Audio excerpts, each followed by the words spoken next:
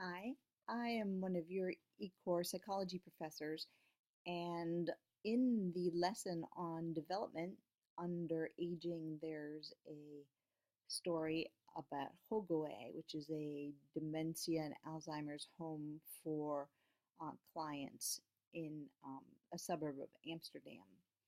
So, because it's in the course and because I've been there, I thought it might be useful just to take a minute and to look at a few images from Hogwe and just kind of hear my reflection about my experience of being there and seeing it in person. If you look at the upper left-hand corner, you kind of have a bridge skyway that cuts across their kind of living a community or campus. Um, you can get a sense of kind of airiness and freedom and openness to stroll through here, as you know from Hogwe and the materials there. The residents are permitted to take elevators that open and close on their own, and deposit them in a new place in this community, which is a few blocks in size, to explore on their own. On the bottom left-hand corner is a little garden. There's many little nooks and crannies with different types of environments.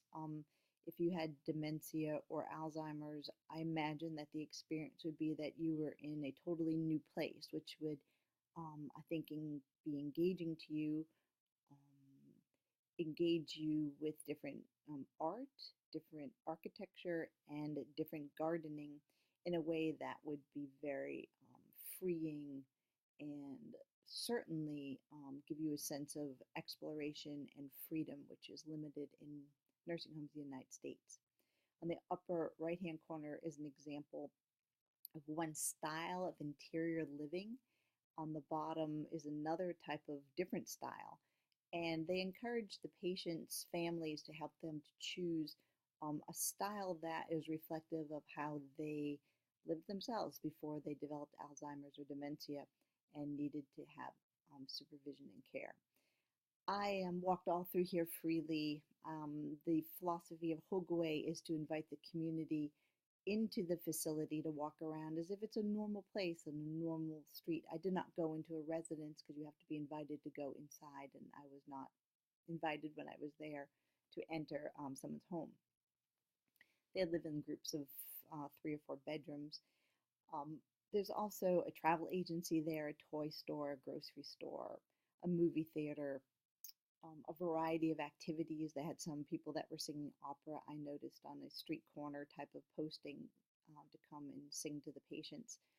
There's a very nice restaurant on the campus and a very nice coffee shop. So I imagine that if I lived in the neighborhood, it would not be I would not be opposed to go in and have coffee inside Hogoi itself, um, which I can only imagine brings a healthy, ever-changing and flow of new people into their community instead of trying to get people always to kind of organize them to go out into the malls or other places that we do here in the United States to make sure that folks don't spend too much time in one place.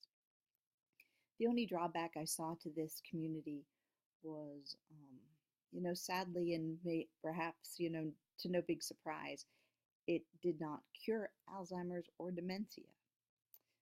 As beautiful and as freeing as it was, it didn't offer a cure, but it did offer a beautiful environment that was not depressing, that was engaging, and kept human liberties of freedom, exploration, and creativity alive. And I thought that it was worth everything. I hope that's helpful. And if you go to Amsterdam, you should absolutely contact these people. They'd be thrilled for you to go and have a walk around. Thanks.